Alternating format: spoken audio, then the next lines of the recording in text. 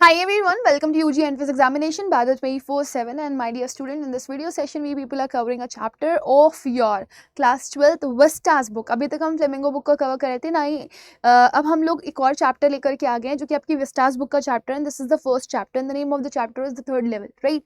सो इस चैप्टर को लिखा गया है जैक फिनिंग के द्वारा और अगर मैं आप लोगों को यहाँ पर एक्सप्लेन करूँ सो ये चैप्टर बहुत ही अमेजिंग है। थोड़ा सा डिफरेंट आपको एस्पेक्ट दिखाई देगा यहाँ पर राइटर का। राइटर कहते हैं कि जो प्रेजेंट वर्ल्ड है या मॉडर्न वर्ल्ड है this is full of insecurity, right. यहाँ पर युद्ध होते हैं, लड़ाइयाँ होती हैं, झगड़े होते हैं और लोग जो है वो बहुत इनसिक्योर हो चुके हैं, वो पैनिक हैं, वो एंजाइटी में हैं और इसी वजह से वो एक ऐसे मौसम में या एक ऐसे एनवायरनमेंट में जाना चाहते हैं जहाँ पे उन्हें सुकून मिले। So for that peace, for that tranquility, वो क्या कर रहे हैं, वो उसको ढूंढने की कोशिश कर रहे हैं, सर्च करने की कोशिश कर रहे हैं। And because in this world there is no peace, no security, तो चार्ली नाम का एक लड़का है यहाँ पर जो क्या करने लगता है, जो अपने सपनों की दुनिया में चला जाता है। लेकिन यहाँ पे हैरान कर देने वाली बात ये है कि उसके जो ये सपनों की दुनिया है वो एक्चुअली में वो सपना नहीं, वो हकीकत है। मतलब वो एक लाइव विश फुलफिलमेंट कर रहा है, जीती जागती जिंदगी में वो अपनी एक ड्रीम को देख रहा है। आप सोच रहे हो ना, खुली आंखों से जब सपने देखते हो तो कैसा होता है। तो आप एक पैरेलल वर्ल्ड में जी रहे होते हो और आप एक लिविंग रियलिटी जी रहे होते हो। सो आपको यहाँ पर वही पता चलेगा चार्ली के बारे में और बहुत ही अमेज सी चीजें इसके साथ हुई हैं जो कि आपको इस चैप्टर में देखने के लिए मिलेंगी और फिर उसका इंटरकनेक्शन भी आपको बहुत सारी चीजों से दिखाई देगा। So let's get started with this chapter. This is a very beautiful and very amazing chapter. When you'll come at the end of this chapter, you'll come to know कि ऐसा कुछ भी हो सकता है इंसान की हकीकत में। Although जैक फिनी ने जिस तरीके से इस चैप्टर को लिखा है और जिस तरीके से चीज़ों को एक्सप्लेन करने की कोशिश करी है वो काबिले तारीफ है। बट अगर आपके एग्जाम्स में इससे रिलेटेड थीम पूछा जाता है तो आप यही डिस्क्राइब करेंगे कि because the whole world nowadays is full of insecurity, fear, war etcetera, तो इसी वजह से that person or the people want some kind of peace. And similarly this case happened with Charlie also, and just because Charlie is just suffering these kinds of issues and he want peace, तो वो एक ऐसी जगह पे चला जाता है जो बहुत सुकून की जगह है। वो जो सुकून की जगह कौन सी है? गेल्सबर्ग। गेल्सबर्ग के बारे में उसे कहाँ से पता चला? उसके दादाजी के आदतों से पता चला या दादाजी की बातों से पता चला, क्योंकि उसके दादाजी बताते थे कि उनका ज़माना बहुत अच्छा हुआ करता था, बहुत सुकून था, लोग घुल मिल करके रहते थे, खुशी से रहते थे और बड़े मज़े करते थे, राइट। सो अब हम स्टार्ट करेंगे इस चैप्टर को और देखेंगे कि यहाँ पर हमें क्या क्या दिया हुआ है। अच्छा, जब चैप्टर को शुरुआत में पढ़ाया जाता है तो आपसे बोला जाता है कि इससे पहले कि आप चैप्टर को स्टार्ट करें आप इसे पढ़ें। Have you ever had any curious experience which others find hard to believe? क्या आपके साथ कभी अजीबोगरीब चीज़ हुई है जैसे अगर आपने किसी को बताने की कोशिश करी हो तो सामने वाला बंदा उस चीज़ को सुन करके ही थोड़ा सा डर गया हो, घबरा गया हो या उसको लगे झूठा कहेगा, हाँ मुझे तो यकीन नहीं होता तेरी बातों पर। जैसे आपको पता होगा कभी अगर हम लोग भूत प्रेत आत्माओं की बातें करते हैं तो जिन लोगों को इन बातों के ऊपर विश्वास नहीं होता वो कहते हैं अरे यार झूठ बोल रहे हो, है ना। सो सिमिलरली क्या आपके साथ कभी ऐसा एक्सपीरियंस हुआ है जिस पर किसी को यकीन ही ना हुआ? माइट बी जैक फिनी ने अपनी लाइफ में कभी ना कभी कुछ ऐसा एक्सपीरियंस किया होगा जिसको वो अपने थॉट प्रोसेस में लेकर के आए and this is happening, this is actually happening, right. Now look at this. The president of the New York central and the New York New Haven and Hartford railroads will swear on a stack of timetables that here are only two. Right तो अब यहाँ पे क्या पता चल रहा है? New York के जो प्रेसिडेंट हैं, न्यूयॉर्क सेंट्रल के और न्यूयॉर्क के या फिर न्यूयॉर्क हेवन के या फिर आप ऐसे बोल सकते हो हार्टफोर्ड रेल रोड्स के, वो कसम खा सकते हैं। विल स्वेयर का मतलब क्या है? They can swear, they can कसम ऑन दिस, कि भगवान दी कसम मैं जो बोल रहा हूँ सच बोल रहा हूँ, सच के सिवा कुछ नहीं बोल रहा हूँ। वो कसम खा सकते हैं अपने जो, अब सोचो ना विद्या कितनी इंपॉर्टेंट होती है ना, तो विद्या के ऊपर ये कसम रख के खा रहे हैं। स्टैक ऑफ टाइम टेबल्स मतलब जिस चीज़ के ऊपर वो काम करते हैं, जिन पेपर्स के ऊपर वो काम करते हैं उसका ढेर अगर लगा दिया जाए तो उसके ऊपर रख करके वो कसम खा सकते हैं कि वहां पर सिर्फ दो ही हैं। अब ये किन दो के बारे में बात हो रही है ये आपको आगे पता चलेगा, बट आई से देयर आर थ्री। अब आपको पता चलेगा यहाँ पर चैप्टर में whose I, I is Charlie, लेकिन चार्ली कह रहा है कि नहीं भगवान दी कसम मैं कहता हूं कि वहां पर तीन है, क्योंकि मैंने देखे हैं, मैंने एक्सपीरियंस किया है। लेकिन जितने भी बड़े बड़े लोगों से आप पूछोगे जो उस जगह को चला रहे हैं वो कहते हैं नहीं नहीं यहाँ पे सिर्फ दो ही हैं। अब क्या है दो और किन के बारे में बात कर रहा है वो कि वो तीन है? Because I have been on the third level of the Grand Central Station. तो ये जो दो और तीन के बीच में बहस चल रही है ये क्या है? ये ग्रैंड सेंट्रल स्टेशन है। एक्चुअली न्यूयॉर्क में ग्रैंड सेंट्रल स्टेशन है, जैसे हमारे यहाँ रेलवे स्टेशन होते हैं ना, वैसे यहाँ पर भी एक ग्रैंड सेंट्रल स्टेशन है जहाँ पे सिर्फ दो लेवल्स हैं। दो लेवल्स भी कैसे हैं?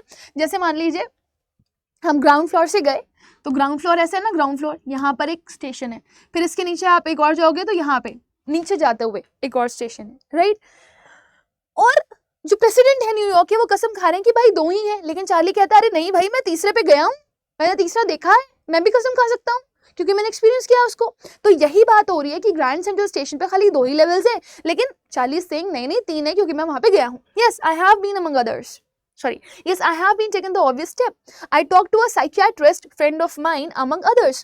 अब यहाँ पर चार्ली बता रहा है कि भाई जब सब लोगों ने मेरे से बहस करी कि नहीं नहीं भाई 2 ही हैं, 3 तो भाई नहीं लेवल्स ग्रैंड सेंट्रल स्टेशन के, तो आप क्यों ऐसा कर रहे हो? तो मुझे लगा कि कहीं मैं ऐसा तो नहीं है, मैं पागल हो रहा हूँ, मेरा दिमाग खराब हो रहा है, मुझे कुछ बीमारी हो रही है। तो मैं बहुत सारे मेरे दोस्त हैं, उनमें से मेरा एक दोस्त है साइकियाट्रिस्ट जिसका नाम है सैम, मैं उसके पास गया, मैंने उससे बात करी कि मेरे साथ ऐसा ऐसा हुआ है, right, and he said it was a waking dream wish fulfilment. मतलब खुली आंखों से जब इंसान सपने देखता है ना, उसके साथ वही चीज हो रही है। किसके साथ?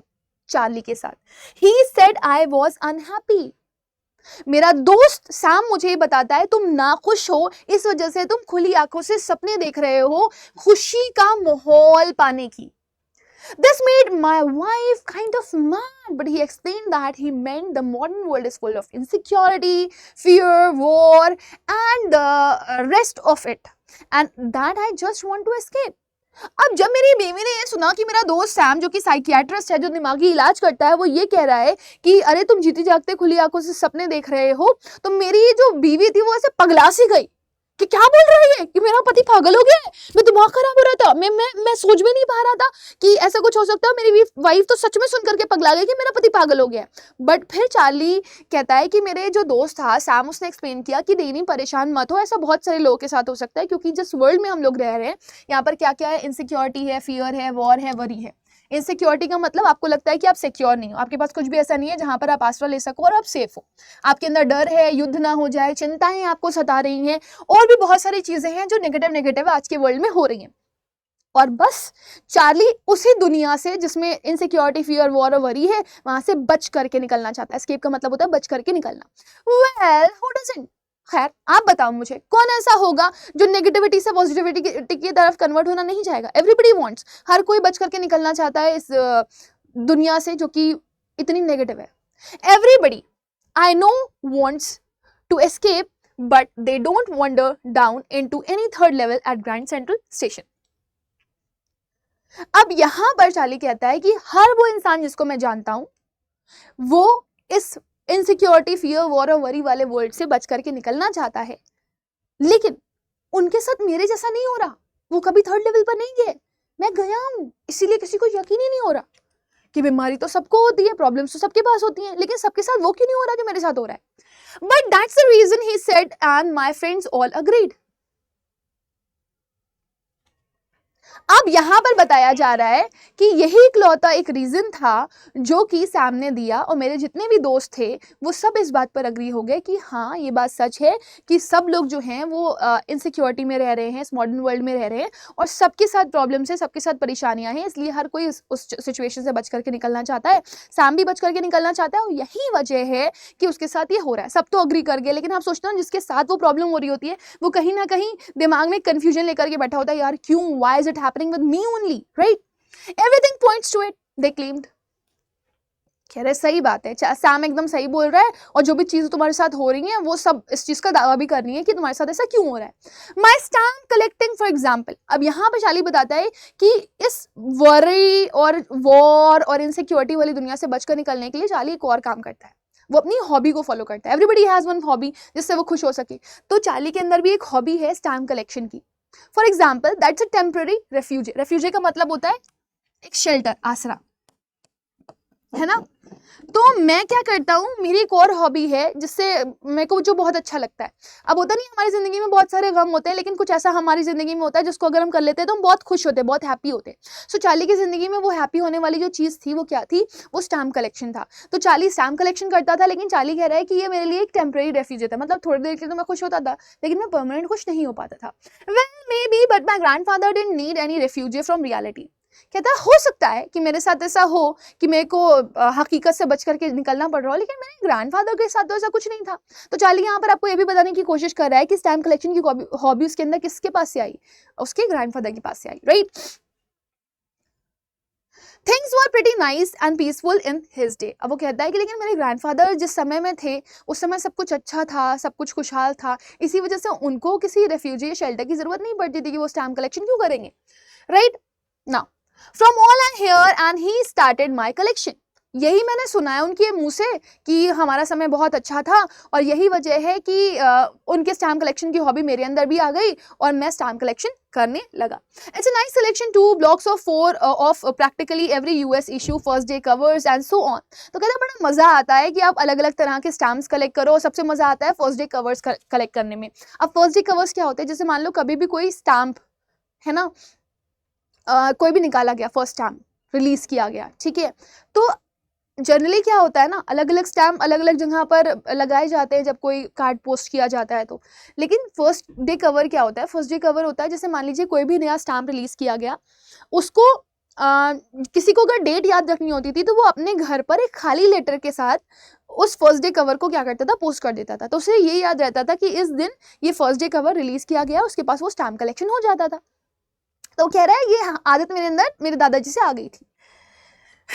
President Roosevelt collected stamps too, you know, आपको पता है, मतलब चार्ली यहाँ पे बताने की कोशिश कर रहा है, आपको पता है प्रेसिडेंट रूजवेल्ट भी ये काम करते हैं। इसका मतलब ये है कि वो भी खुश नहीं है, इसका मतलब ये है कि क्या उनको भी इनसिक्योरिटी है। मेरे अंदर ये हैबिट है, मेरे अंदर ये हॉबी है, एंड आई थिंक मेरी हॉबी अच्छी है क्योंकि बहुत सारे लोग ये करते हैं, मेरे दादाजी भी करते थे और प्रेसिडेंट रूजवेल्ट भी करते हैं। Anyway, here's what happened at Grand Central. अब यहाँ पर चार्ली आगे बढ़ता है अपनी स्टोरी में, वो बताता है, कहता है कि अच्छा खैर मैं क्या बताऊँ आपको, मैं आपको अपने ग्रैंड सेंट्रल स्टेशन की बात बताता हूँ कि मेरे साथ क्या हुआ। One night last summer, I worked late at the office. I was in a hurry to get uptown to my apartment, so I decided to take the subway from the Grand Central Station because it's faster than the bus.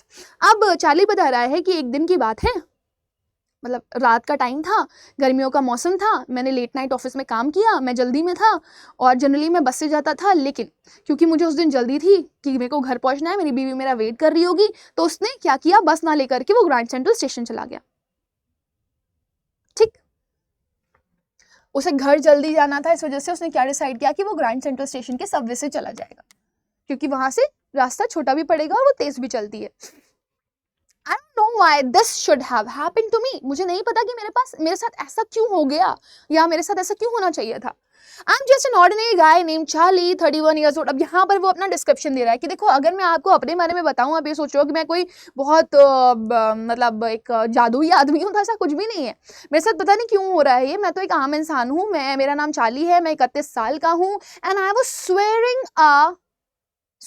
I was wearing a tan gabardine suit and a straw hat with a fancy band। अब उसने कुछ इस तरह का कपड़ा पहना हुआ है, तो वो यहाँ पे अपने कपड़े के बारे में डिस्क्रिप्शन दे रहा है कि मैंने क्या पहना हुआ था, एक टैन गाबरडाइन सूट। अब आप देख रहे हो ना, ये थोड़ा सा खाकी कलर जो होता है ना, खाकी कलर, उसी को आप बोलते हो टैन गाबरडाइन, ठीक है। तो ये वो बता रहा है कि ये वो कपड़ा था जो कि उसने पहना हुआ था और उसने एक हैट भी लगा रखा था, और उस हैट में क्या था, एक फैंसी सा बैंड था, सुंदर सा, जो उस समय लोग काफी ज्यादा पहना करते थे। And I was trying to escape from anything. और यहाँ पे वो भी बताने की कोशिश कर रहा है कि देखो अगर आप ये सोच रहे हो कि मैं किसी चीज से बच करके निकलने की कोशिश कर रहा था, तो ऐसा कुछ भी नहीं था कि मैं किसी चीज से बच करके कोशिश कर रहा था निकलने की। I was okay, I was normal and I was just going there. So no one can say कि मैं क्या कर रहा हूँ, मैं किसी चीज से बाहर निकलने की कोशिश कर रहा हूँ या मैं किसी चीज से बाहर आने की कोशिश कर रहा हूँ, क्योंकि ऐसा कुछ भी नहीं था। There was nothing like that. If people are saying that so, I don't know why they are saying that so। मुझे नहीं समझ में आ रहा कि वो ऐसा क्यों कह रहे हैं। Right? Now, look at this. I passed a dozen men who looked just like me। जब मैं जा रहा था सबवे की तरफ तो मेरे पास से बहुत सारे ऐसे लोग गुजरे जो बिल्कुल मेरी तरह ही थे। टैन गाबरडाइन उन्होंने सूट पहना हुआ था, हैट लगाई हुई थी और उसमें फैंसी बैंड था। सो मुझे लग नहीं रहा था कि मैं किसी अनजान जगह जा रहा हूँ, और ना ही मेरे दिमाग में ऐसा कुछ चल रहा था कि मुझे किसी चीज से बाहर निकलना है। I just wanted to get home to Louisa my wife. मुझे बस घर जाना था और अपनी बीवी से मिलना था। उसकी बीवी का नाम क्या है, लूसा है। राइट now I turned into Grand Central from Vanderbilt Avenue and went down the steps to the first level where you take trains like the 20th century। अब यहाँ पे वो कहता है कि वो ग्रैंड सेंट्रल की तरफ बढ़ गया। कहाँ से? वैंडरबिल्ट एवेन्यू से, ठीक है ना, जहां से आपको डाउन स्टेप्स मिल जाएंगे, मतलब सीढ़ियां मिल जाएंगी नीचे उतरने के लिए फर्स्ट लेवल पर, where you take trains like 20th century. और जो फर्स्ट लेवल है ग्रैंड सेंट्रल स्टेशन का, वहां पर जो ट्रेन मिलती है वो 20th सेंचुरी वाली है। Then I walk down another flight to the second level. फिर मेरे को एक और रास्ता मिल गया, मैं उधर से उतरा और उधर से मैं सेकेंड लेवल पे आ गया जहां से सबअर्बन ट्रेन्स जाती थी, right. From ducked into an arched doorway. अब जब मैं सेकंड वाले की लेवल पर था तभी मुझे एक रास्ता मिला, एक सबवे। सबवे क्या होता है? एक रास्ते से जो दूसरा रास्ता पास होता है उसे आप बोलते हो सबवे, राइट। तो फिर मुझे एक सबवे मिला, ठीक है ना। आर्क्ड का मतलब वो ऐसे ही शेप का था, ऐसा ऐसा सबवे था। तो बताने की कोशिश कर रहा है कि जब मैं सेकंड लेवल से आगे बढ़ा तो मुझे इस तरह का एक सबवे मिला जहां से निकलने का रास्ता था, ठीक है ना। डग्ड इनटू एन आर्क डोरवे, तो वो एक दरवाजा टाइप का था, आर्क टाइप का था, उसके मैं नीचे से झुक करके निकला। डग का मतलब होता है थोड़ा सा सर झुका करके निकलना। हेडिंग फॉर द सबवे, तो कह रहा है कि जैसे ही मैं सेकंड लेवल से आगे बढ़ा मेरे को एक रास्ते जैसा जगह दिखाई दी जो आर्क शेप की थी। मैंने सर झुकाया और मैं आगे बढ़ गया, ठीक है। और मैं आगे जाते जाते खो गया कहीं, and got lost. That's easy to do, बहुत आसान था करना। I have been in and out of Grand Central 100 of times. वो कहता है कि मैं ग्रैंड सेंट्रल स्टेशन गया हूँ, मैं 100 बार गया हूँ, और ये मेरे लिए इतना डिफिकल्ट नहीं था क्योंकि मेरे साथ ये हमेशा होता था। But I am always bumping into new doorways. वो कहता है लेकिन हर बार मेरे साथ ऐसा होता था कि जब मैं उधर सबवे से निकलता था मैं किसी नए रास्ते पहुंच जाता था, राइट। मुझे कोई नए रास्ते मिलते थे, कोई नई जगह मिलती थी। And stairs and corridors, once I got into the tunnel about a mile long and came out in the lobby of the Roosevelt Hotel. वो कहता है मेरे साथ बहुत सारे किस्से हो चुके। एक बार तो मैं निकला है ना सबवे से, फिर मेरे को एक टनल मिली, एक सुरंग मिली, और उससे मैं कम से कम 1 मील तक लंबा चला, और फिर मैं जब बाहर निकला तो मेरे को पता चला कि मैं रूजवेल्ट होटल में हूँ, वहां की लॉबी में। Another time I came up in an office building on 46 street 3 blocks away. तो कहता है कि फिर एक और बार मेरे साथ हुआ कि मैं उस सबवे से निकला तो मेरे जो एक्चुअली में मेरा जहाँ पे ऑफिस है वहां से आप 3 ब्लॉक्स दूर चले जाओ तो वहां पर 46 स्ट्रीट नाम की एक जगह मिलती है। वहां पर एक ब्लॉक है, ठीक है। वहां पर मुझे क्या मिल जाता है? वहां पर मुझे मिल जाता है एक बहुत, तो इस तरीके से कभी जो चार्ली है वो कहाँ पहुंच जाता है? रूजवेल्ट होटल, और कभी वो कहाँ पहुंच जाता है? 3 ब्लॉक्स अवे 46 स्ट्रीट पर एक बिल्डिंग है ऑफिस की, वहां पर, राइट। सो इस तरीके से उसके साथ अक्सर होता रहता था। तो उसके लिए नया नहीं था कि ग्रैंड सेंट्रल स्टेशन में एंटर करना और वहां पर एक सबवे का मिल जाना और फिर वो कहीं और चला जाए। Sometime I think Grand Central is growing like a tree pushing out new corridors and staircases like roots. कहता है कभी कभी तो मुझे ऐसा लगता है कि जैसे ग्रैंड सेंट्रल स्टेशन बढ़ता जा रहा है, बढ़ता जा रहा है, बढ़ता जा रहा है, जैसे एक पेड़ की शाखाएं बढ़ती जाती हैं, फिर उससे नई शाखाएं निकलती हैं, फिर डार्ट्स निकलती हैं, उस तरीके से बहुत बड़ा होता जा रहा है वो पेड़। तो ग्रैंड सेंट्रल स्टेशन इसी तरीके से बढ़ रहा है ना। और वो यहाँ पे ये भी बता रहा है कि पेड़ की तरह वो बढ़ रहा है, उसमें नए नए कॉरिडोर्स आ रहे हैं और स्टेयरकेसेस आ रहे हैं, जैसे कि उसकी रूट्स बढ़ती हैं, जड़ें बढ़ती हैं। There is probably a long tunnel that nobody knows about feeling its way under the city right now. कह रहा है कि वहां पर शायद एक लॉन्ग टनल भी है जिसके बारे में किसी को नहीं पता, और जब आप उस टनल के अंदर से होकर के गुजरोगे तो आपको पता चलेगा कि वो आपको कहाँ ले जाती है? अंडर द सिटी ले जाती है, और अभी वो प्रेजेंट है। On its way to Time Square, कभी कभी रास्ते में उसको टाइम स्क्वायर भी मिलता है, and maybe another to central park. सो जब वो उससे होकर के गुजरता है तो वो कभी उसको टाइम स्क्वायर में उतार देती है, कभी सेंट्रल पार्क में उतार देती है, और पता नहीं कहाँ कहाँ। And maybe because for so many people through the years Grand Central has been an exit. एंड शायद ऐसा है क्योंकि बहुत सारे लोगों के लिए सालों से ग्रैंड सेंट्रल स्टेशन एक बहुत भयंकर एग्जिट है जहां से लोग निकल करके एक अलग ही दुनिया में पहुंच जाते हैं। ओह, अ वे ऑफ एस्केप। हर कोई, जैसा कि सामने बताया कि हर कोई परेशान है तो वो एक नई जिंदगी, नई दुनिया जीना चाहता है, तो ग्रैंड सेंट्रल स्टेशन लोगों के लिए एक एग्जिट का काम करता है और वो सच में एक नई दुनिया पहुंच जाते हैं। May be that's how the tunnel I got into, और शायद यही है जैसे अलग अलग लोग वहां पहुंच जाते होंगे वैसे ही मैं पहुंच जाता हूँ। But I never told my psychiatrist friend about that idea. लेकिन मैंने कभी अपने दोस्त को ये बारे में नहीं बताया, लिटरली नहीं बताया। I don't know how he came to know that कि ऐसा कुछ भी हो रहा है मेरे साथ, और why I am trying to escape. The corridor I was in began angling left and slanting downward, and I thought that was wrong. जब मैं सबवे से होता हुआ कॉरिडोर की तरफ बढ़ा तो मैं लेफ्ट की तरफ घूम गया। लेफ्ट की तरफ जैसे ही मैं जा रहा था एक थोड़ी सी चढ़ान होती है ना, जैसे वहां से वहां पे उतरने का रास्ता था ऐसा। स्लैंटिंग का मतलब है टेढ़ा सा, जो नीचे की तरफ जा रहा था। उसको लगा कि वो गलत है, but I kept on walking, लेकिन वो चलता रहा चलता रहा चलता रहा, and I could hear was the empty sound of my own footstep and I didn't pass a soul. फिर जब वो वहां पर नीचे उतर के जा रहा था तो उसे लग रहा था कि उसे तो किसी की आवाजें सुनाई नहीं दे रही हैं, उसको सिर्फ अपने चलने की आवाजें सुनाई दे रही हैं। दैट मीन्स उसके आसपास से कोई एक बंदा तक नहीं गुजर रहा था। ही वाज क्वाइट शॉक कि मैं क्या कर रहा हूँ, मैं अकेले जा रहा हूँ, दैट इज राइट और wrong, I don't know. Now then I heard that sort of hollow roar ahead, that means open space and people talking। फिर उसको एक खुली सी जगह आते हुए दिखाई दे रही होती है, सुनाई दे रही होती है, क्योंकि उसे बहुत सारी आवाजें वहां से आती हुई सुनने में आ रही होती है। तो उसे लगता है कि एक स्पेस है जहां पे बहुत सारे लोग खड़े हुए हैं और वो बातें कर रहे हैं, and he can heard them, वो उन्हें सुन सकता है, he can hear them, sorry. Now look at this, the tunnel turn sharp left. अब जैसे ही वो टनल में अंदर जा रहा था, उसमें अचानक से एक बहुत तेज शार्प टर्न आया, मतलब एक स्टीप सा शार्प टर्न आया। I went down a short flight of stairs, फिर उसको जीने मिले, वो जीनों से नीचे उतरा and came out on the third level at Grand Central Station. और फिर इस तरीके से वो कहाँ पहुंच गया, ग्रैंड सेंट्रल स्टेशन की तीसरी लेवल, जो कि दूसरों के हिसाब से एग्जिस्ट करती ही नहीं है। For just a moment I thought I was back on the second level. कभी कभी वो बहुत ही कंफ्यूज हो जाता है इस चीज को लेकर के, और यहाँ पर वो ये बोल रहा है कि एक बार के लिए तो मुझे ऐसा लगा कि शायद मैं वापस से सेकंड लेवल पहुंच गया हूँ, but I saw the room वो स्मॉलर। लेकिन मुझे कुछ डिफरेंस दिखाई दिया जिससे मैं ये कह सकता था कि सेकंड लेवल और थर्ड लेवल पूरी तरीके से अलग है। कैसे, सुनिए।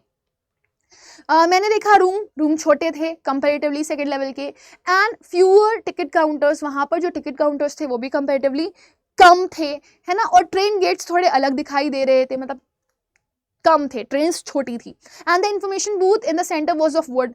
जो इन्फॉर्मेशन बूथ अब जनरली सीमेंटेड बने होते हैं, वो लकड़ी के बने हुए थे, एंड ओल्ड लुकिंग, और पुराने से दिखाई दे रहे थे, जैसे कि पुराने जमाने के। And the man in the booth wore a green eyeshade and long black sleeve protectors. और लोगों ने ग्रीन कलर के चश्मे लगाए हुए थे और बड़ी बड़ी आस्तीनें पहनी हुई थी, और वो एक तरह के प्रोटेक्टर्स थे। जैसे मान लीजिए कोई लोग होते हैं जो सामान वगैरह निकाल रहे होते हैं, तो सामान निकालते टाइम उनको चोट लग जाती है यहाँ यहाँ, तो इधर उधर उनका हाथ वाथ लड़ करके उनको गहरी चोट ना लग जाए, इस वजह से उन्होंने अपनी बड़ी बड़ी स्लीव्स पहनी हुई थी जो प्रोटेक्टर का काम कर रही थी। और चश्मे भी उन्होंने आँख पे इसलिए पहने हुए थे कि ऐसा ना हो कि कहीं कुछ अगर चिंगारी निकलती है या कोई आग लगती है तो उनकी आंखों पे कोई इफेक्ट पड़े। The lights were dim. अगर आप देखेंगे तो आज की रोशनियां बहुत तेज होती हैं, वहां पर जो रोशनी थी वो बहुत बहुत धीमी थी, and a sort of flickering, और वो ऐसे ऐसे फ्लिकर कर रही थी इधर उधर। जैसे कभी आपने देखा हो, आप मोमबत्ती जलाते हैं या फिर आप घर में एक लैम्प जलाते हैं, तो लैम्प जब हवा उसके ऊपर लगती है तो इधर से उधर मूव करती है ना लैम्प की लाइट। सो उसी तरीके से यहाँ पर भी वो फ्लिकरिंग देख रहा था लाइट्स की। Then I saw why they were open flame gas lights. फिर उसको ये नहीं समझ में आया था कि वो लाइट फ्लिकर क्यों कर रही है, कभी मतलब धीमी तेज धीमी तेज धीमी तेज ऐसे क्यों हो रही है। फिर जब उसने वर्ड से देखा तो उसे पता चला, अच्छा ये वो वाली एलईडी लाइट्स और नॉर्मल लाइट्स तो है ही नहीं, ये तो ओपन फ्लेम गैस लाइट्स है ना। जैसे गैस सिलेंडर्स नहीं होते थे, उन्हें जला दिया, रात में लाइट चली गई, तो वो वाला सीन था। Now there were brass spittoons. फिर उसने और क्या नोटिस किया कि वहां पर स्पिटून्स, थूकदान रखे हुए थे जमीन पर, जो ब्रास के बने हुए थे। Brass is a kind of alloy which is a mixture of multiple और टू और मोर डिफरेंट मेटल्स, जिससे बना होता है ये। And across the station a glint of light caught my eye. फिर यहाँ पे वो कहता है कि फिर जब मैंने थूकदान देखे, मैं थोड़ा सा आगे बढ़ा तो मुझे स्टेशन की तरफ से एक लाइट आती हुई दिखाई दी, जो मेरी आंखों में हल्की सी चुभी, बहुत तेज थी वो। A man was pulling a gold watch. एक आदमी अपनी सोने की वॉच निकाल रहा था अपनी वेस्ट पॉकेट से। वेस्ट पॉकेट क्या होती है, जैसे मान लीजिए आपने एक कोट पहना हुआ है, तो आप जब कोट को ऐसे करेंगे तो यहाँ पर एक पॉकेट होती है, तो वेस्ट आप बनियान को बोलते हैं ना, तो जहाँ से आप बनियान चिपका करके रहते हो, वैसे कोट का जो आगे वाला पॉकेट होता है वो बनियान की तरह चिपका हुआ होता है। तो अंदर से लोग जनरली ऐसा करते थे कि वो अपनी वेस्ट पॉकेट में क्या रखते थे, वॉचेस रखते थे। तो उसने वहीं से क्या निकाली, एक आदमी ने अपनी गोल्ड की वॉच निकाली और उसी की रोशनी उसके आंखों पर पड़ रही थी। ही स्नैप्ड ओपन द कवर। उसने ऐसे सट्ट से, मतलब उस टाइम पे कैसी घड़ियां चलती थी वैसे गोल वाली, और वो कवर्ड होती थी, तो उसने ऐसे सट्ट से करके अपना क्या किया, गोल्ड का जो वॉच था वो खोला। glanced at his watch and frowned। अपनी वॉच की तरफ देखा और एकदम गुस्सा आ गया। He wore a derby hat। उसने एक हैट पहनी हुई थी अपने सर पे। डर्बी हैट मतलब आप अगर देखोगे ना तो मतलब पुराने जमाने के लोग जो है वो इसी तरीके की हैट्स पहना करते थे, ठीक है। हाँ हाँ, वेस्ट यहाँ पर एक तरीके से आप बोल सकते हो कि एक गारमेंट है जो कि पहना गया है अपर पार्ट ऑफ बॉडी पे, ठीक है। और स्नैप का मतलब होता है ब्रेक सडनली एंड कंप्लीटली, अचानक से टूट जाना या खुलना यहाँ पे बताया गया, ओके। तो यहाँ पे जो लोग हैं उसको वो पूरी तरीके से पुराने दिखाई दे रहे हैं, मतलब ओल्ड फैशन पीपल दिखाई दे रहे हैं। तो वो क्या कह रहा है कि लोगों ने डर्बी हैट्स पहनी हुई थी, एक जैसे पुराने ज़माने के लोग पहनते थे, a black 4 button suit with tiny lapels, तो उन्होंने कोट पहना हुआ था जिसकी ऐसे करके जो जहाँ पे मोड़ते हो आप कॉलर्स को, तो वो लेपल्स जो थे वो छोटे थे, और साथ ही साथ में अगर आप उनके कोट के बटन्स देखोगे तो वो 4 ही बटन्स उन्होंने लगाए हुए थे। And he had a big black handlebar moustache, और लोगों की अगर आप मूछें देखोगे तो बड़ी बड़ी जैसे हैंडल्स होते हैं ना साइकिल के, वैसी हैंडल टाइप की मूछें थी, मतलब कुछ इस तरह की ऐसी ऐसी मूछें, ऐसी वाली, राइट, काली काली बड़ी बड़ी। Then I looked around and saw that everyone in the station was dressed like 18-19 something. और जब वो सबको देख रहा था इस स्टेशन पे तो उसे लग रहा था 18-19 सेंचुरी के लोग जैसे कपड़े पहनते थे वैसे उन लोगों ने कपड़े पहने हुए थे। I never saw so many beard side bones and fancy mouth stitches in my life. अब इतनी तरह तरह की स्टाइलिश मूछें उसने अपनी जिंदगी में कभी नहीं देखी थी। और तो और जब आप लोगों का फेस देखते होगे तो यहाँ पे से कुछ लोग होते नहीं साइड बोन्स रखते हैं, कलमे जैसे बोलते हो आप, तो वैसी कलमे उसने आज तक अपनी जिंदगी में नहीं देखी थी 20th सेंचुरी में, जिस सेंचुरी में वो था। लेकिन 18th सेंचुरी में लोग बताते हैं कि वैसी मूछे दाढ़ियां हुआ करती थी, बड़ी बड़ी दाढ़ियां, है ना, बड़ी बड़ी मूछें। A woman walked in through the train gate. अब ट्रेन के गेट से एक औरत उतर के आई, उसने एक ड्रेस पहना हुआ था with the leg of mutton sleeves, और उसकी जो आस्तीनें थी, मतलब नॉर्मली अगर आप देखोगे तो आजकल के ज़माने में इतनी फैशनेबल कपड़े कोई नहीं पहनता, लेकिन जो औरतें थी पहले के ज़माने में, मान लीजिए ये उनका हाथ है तो वो इस तरह की, मटन होता है ना, मटन दिखा है कैसा होता है, ऐसे करके ऐसे शेप का होता है कि नहीं होता है, तो वैसे मटन शेप की जो स्लीव्स थी वो उसने पहनी हुई थी उस लड़की ने, ठीक है। तो वो उतर के आई and skirt to the top of her high button shoes, और उसकी जो स्कर्ट थी, मतलब जो उसका पूरा ऊपर का गाउन था वो इतना लंबा था कि वो इतना लंबा जा रहा था कि जो उसका शूज था नीचे, जो उसने जूते पहने हुए थे अपने पैर में, सपोज अगर उसके जूते यहाँ तक चढ़े हुए हैं तो यहाँ तक उसकी क्या थी, फ्रॉक थी जो उसको कवर कर रही थी। मतलब अगर उसके नीचे वाले पैर देखोगे तो उसमें उसको शूज दिखाई दे रहे होंगे, right. Now back of her out on the tracks I caught a glimpse of a locomotive. अब उसके पीछे उसको एक लोकोमोटिव दिखाई दे रहा था, जैसे पुराने जमाने में इंजन होते थे ना ट्रेन के, वैसा एक इंजन उसको यहाँ पर दिखाई देता है। A very small Currier and Ives locomotive with the funnel shaped stack and then I knew. तो पुराने जमाने में ट्रेन किससे चलाई जाती थी, कोयले से चलाई जाती थी, जिसमें ऊपर एक ऐसे सिलेंड्रिकल शेप का एक चिमनी टाइप का होता था जिससे धुआं निकलता रहता था, तो वैसा लोकोमोटिव उसको दिखाई देता है कि बिल्कुल पुराने जमाने का जो 18th सेंचुरी में यूज होता था। टू मेक श्योर, अब उसको लगा वो सच में 18th सेंचुरी में आ गया, तो उस चीज की श्योरिटी करने के लिए वो निकल पड़ा। I walked over a news boy and glanced at the stack of the newspaper at his feet. अब इस चीज को शो करने के लिए वो एक न्यूज बॉय जो लड़का था उसके पास पहुंचा, और उसके पास जो न्यूज़पेपर रखे हुए थे उनकी तरफ वो देखने लगा, उसके पैर के पास पड़े हुए थे वो। It was the World and the World hasn't been published for years. उस न्यूज़पेपर पे बड़ा बड़ा लिखा हुआ था द वर्ल्ड न्यूज़पेपर, जैसे आजकल द हिंदू, हिंदुस्तान टाइम्स, है ना, इंडियन एक्सप्रेस, ये सब आते हैं ना, तो उस पे लिखा हुआ था द वर्ल्ड बड़ा बड़ा। और द वर्ल्ड न्यूज़पेपर जो था वो सालों से पब्लिश नहीं हो रहा था, ये कौन बताता है, Charlie. The lead story said something about president Cleveland. वो कहता है उसमें बड़ी बड़ी अक्षरों में छपी हुई थी स्टोरी प्रेसिडेंट क्लीवलैंड की। I have found that front page since in the public library files and it was printed June 11, 1894। और तो और उसने जब न्यूज़पेपर पे डेट देखी, जब उसको डाउट हुआ तो न्यूज़पेपर पे जो डेट थी वो दिखा रहा था 11 जून 1894। I turned toward the ticket window knowing that here on the third level at Grand Central I could buy tickets that would take Lusa and me anywhere in the United States we wanted to go। फिर जैसे उसे पता चला कि 1894 में पहुंच गया है वो तुरंत टिकट विंडोज की तरफ भागा, क्योंकि उसे पता था कि यही वो जगह है जहां पे वो हमेशा से आना चाहता था और अपनी वाइफ को लाना चाहता था, ठीक है। So towards the ticket window knowing that here on the third level at Grand Central Station I could buy the tickets that would take Louisa and me anywhere in the United State we wanted to go. तो अब क्योंकि यहाँ पर जो third level है वहाँ पर सब कुछ सस्ता है, सब कम पैसों में ज़्यादा चीज़ें आप खरीद सकते हो, तो जब इसको ये रियलाइजेशन होता है चार्ली का, तो उसे लगता है कि अब मैं जा करके टिकट विंडो पे जा करके टिकट्स खरीद सकता हूँ और जहाँ मेरा मन है वहाँ मैं जा सकता हूँ खुद और अपनी बीवी के साथ। Now, in the year 1994 and I wanted 2 tickets to गिल्सबर्ग। अब 1894 में क्योंकि वो है तो वो कहाँ जाना चाहता है, गिल्सबर्ग, जो कि उसके सपनों की जगह है, जो कि उसके दादाजी उसको बताया करते थे कि वो बहुत ही खुशहाल जगह है, राइट। Now Galesburg Illinois, have you been there, क्या तुम कभी वहां गए हो? आपसे पूछ रहे हैं चार्ली कि आप कभी गए हैं गिल्सबर्ग? नहीं, चलिए मैं आपको बताता हूँ। It's a wonderful town still, अभी भी वो बहुत शानदार जगह है, with big old frame houses, huge lawns and tremendous trees whose branches meet overhead roof the streets. कह रहा है बहुत प्यारी जगह है वो, वहाँ पर बहुत शानदार टाउन है वो, कस्बा है वो, और बहुत शांत है वो। अभी भी अगर आप देखोगे तो वहाँ पे आपको बहुत सारी शांति मिल जाएगी। वहाँ पे बड़े बड़े घर हैं, बड़े बड़े लॉन्स हैं, ठीक है, और बहुत सारे पेड़ हैं जिनकी ब्रांचेस लोगों की छतों पर आकर के मिल जाती हैं। And in 1894 summer evenings were twice as long, और अगर आप 1894 की बात करो तो जो समर इवनिंग्स होती थी, शाम की जो इवनिंग होती थी, वो दुगनी लंबी होती थी जितनी आज की होती है। And people sat out in their loans.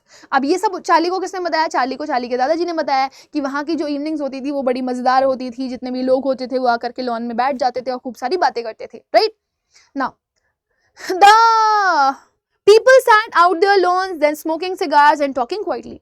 वहाँ पे लोग आकर के बैठ जाते थे, फिर सिगार्स पीते थे बड़ी बड़ी, और साथ ही साथ में चुपचाप बैठे होते थे। कभी कभी कुछ लोग बात भी कर रहे होते थे और बहुत शांति से बात कर रहे होते थे। The woman waving palm leaf fans, और जो औरतें होती थी वो आदमियों के क्या कर रही होती थी? पंखे झल रही होती थी। With the fire flies all around in a peaceful world. अगर शाम के टाइम पे देखो तो आपको जुगनू भी उड़ते हुए वहां पर दिखाई देते थे जो बड़े ही प्यारे लगते थे। Right now in a peaceful world, to be back there with the first world war still 20 years off and the world war second over 40 years in the future। तो कह रहा है अगर आप वहां पर जाओगे, to be back there with the first world war still 20 years off, पहली विश्व युद्ध भी उस समय नहीं हुआ था, उसके भी 20 साल पहले की बात है ये। और अगर वर्ल्ड वॉर 2 की बात करो तो 40 साल पुरानी बात है ये, 1894 का time. I wanted 2 tickets for that, मुझे तो जाना था उस समय जब बहुत शांति थी। तो अभी चार्ली ने यहाँ पर आपको क्लियर कर दिया कि first world second world war के बाद से बहुत अशांति हो गई है दुनिया में। The clerk figured the fair, अब जो वहां पे बैठा हुआ था उसने बताया कि इतना इतना पैसा हुआ है।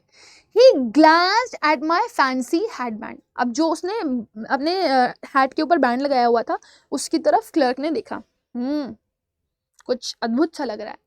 But he figured the fair, लेकिन फिर उसने बता दिया इतना पैसा हुआ है। And I had enough for 2 coach tickets, वो कह रहा है कि और मेरे पास इतना पैसा था कि मैं आराम से दे सकता था 2 लोगों के लिए। वन वे, एक बार जाने का रास्ता तो था, मतलब एक बार जाने का तो पैसा था मेरे पास पॉकेट में। But when I counted out the money and looked up the clerk was staring at me, लेकिन जब मैं पैसे निकाल करके काउंट कर रहा था तो जो क्लर्क था वो मेरी तरफ घूर करके देख रहा था। ही नॉडेड एट द बिल्स, उसने ऐसे सर झुकाया, अच्छा मुझे बेवकूफ बना रहे हो, क्योंकि 1894 में ये पैसा नहीं चलता है जो अभी चार्ली के पास है।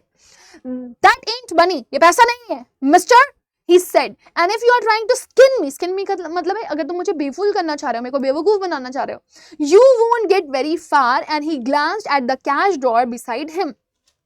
और अगर तुम मुझे बेवकूफ बनाना चाह रहे हो तो तुम बहुत दूर नहीं निकल सकते हो मेरी चंगुल से बच करके, तुमको तो मैं सजा दिलवाऊंगा। और फिर वो अपनी काउंटर के टिकट नोट्स की तरफ इशारा, मतलब ऐसे करके देखता है कि मेरे को क्या पता नहीं है यहाँ पे कौन से नोट्स चलते हैं और तुम्हारे पास कौन से नोट्स हैं।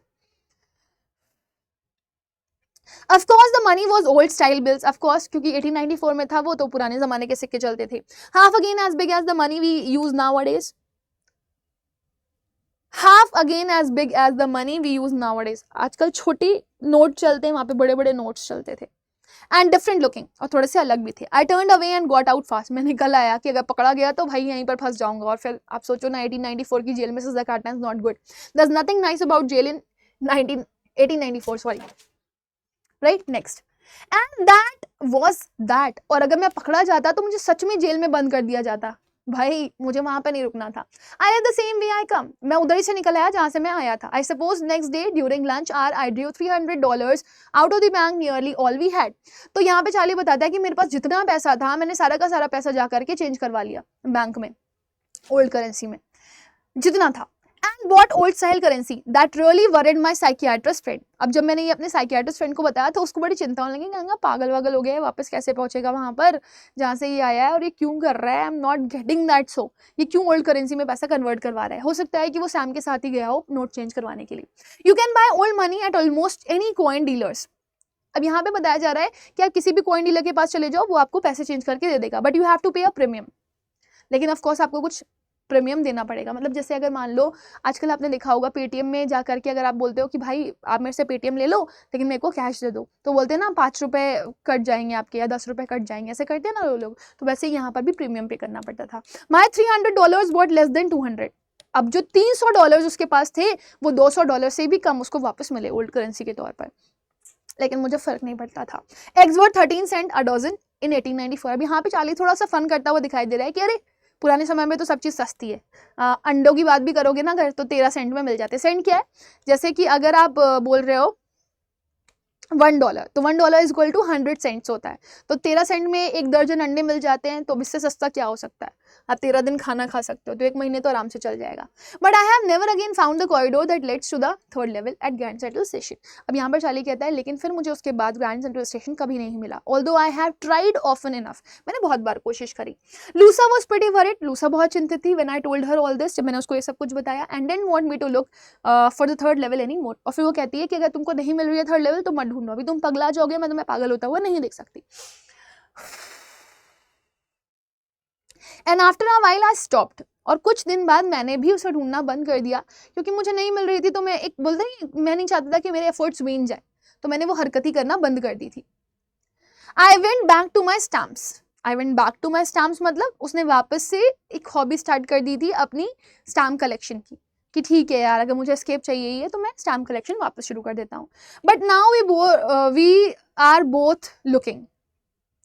लेकिन जैसे ही वो स्टैम्प कलेक्शन के पास आए, फिर वो दोनों ही सर्च करने लगे। एवरी वीकेंड हर हफ्ते जाके सर्च करते थे, भैया 3rd लेवल एग्जिस्ट कर रही है कि नहीं कर रही है, because now we have prove that the 3rd level is still there. अब यहाँ पर चार्ली बता रहा है कि कुछ दिनों बाद उन्होंने देखो कैसे कनेक्ट कर रहा है वो। चार्ली बता रहा है कि क्योंकि हमें ग्रैंड सेंट्रल स्टेशन का 3rd लेवल नहीं मिला तो हमने उसको ढूंढना बंद कर दिया था, लेकिन जब हम स्टैम्प कलेक्शन की हॉबी पर वापस आए तो फिर मुझे लगा कि नहीं मुझे ये वापस से शुरू करना चाहिए। और फिर वो दोनों के दोनों मिलकर के, यानी कि लूसा और सैम दोनों मिलकर के इसको ढूंढने लगे। क्यों? क्योंकि कुछ ऐसा हुआ था उसके साथ कि उसे 3rd लेवल को ढूंढना पड़ रहा था। अब वो बता रहा है क्यों, क्योंकि my friend Sam Weiner disappeared, क्योंकि मेरा जो दोस्त था सैम वो गायब हो चुका था। नोबडी न्यू वेयर, किसी को नहीं पता कि कहाँ।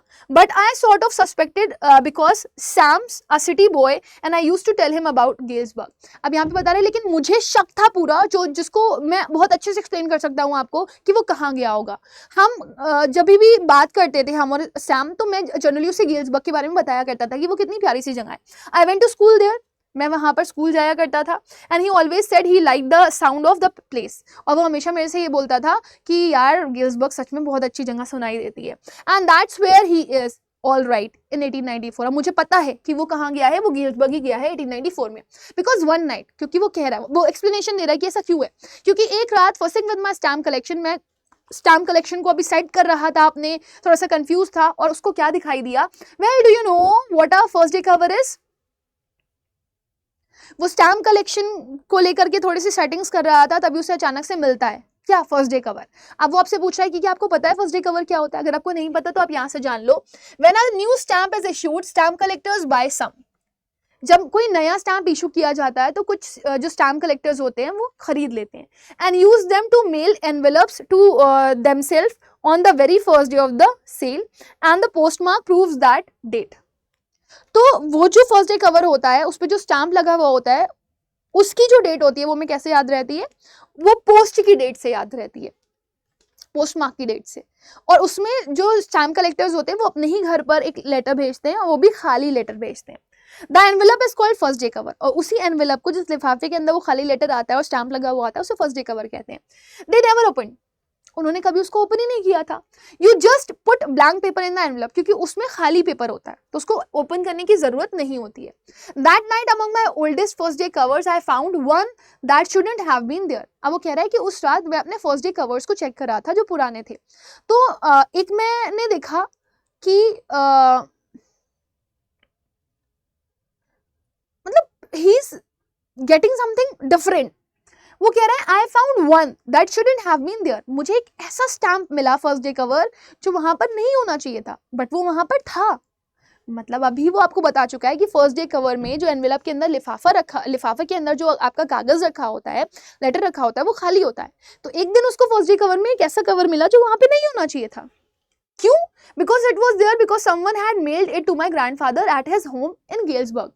क्योंकि वो जो था ठीक है, it was there because someone had mailed it, वो वहां पे इसलिए था क्योंकि उसको किसी ने मेल किया था मेरे ग्रैंडफादर के घर के एड्रेस पर, गेल्सबर्ग के। That is what the address on the envelope said. अब ये उसको कैसे पता चला? क्योंकि उस एनवेलप पे जो एड्रेस लिखा हुआ था वो यही था, गेल्सबर्ग का। Was the address on the envelope said, and it had been there since July 18, 1894. और उस पर डेट क्या पड़ी हुई थी? जुलाई 18, 1894. The postmark showed that, yet I didn't remember it at all. अब पोस्टमार्क में एक ऐसी डेट लिखी हुई थी जो उसको बिल्कुल भी याद नहीं थी, बिकॉज उसने इस तरह का कोई स्टैम्प कलेक्ट किया ही नहीं था।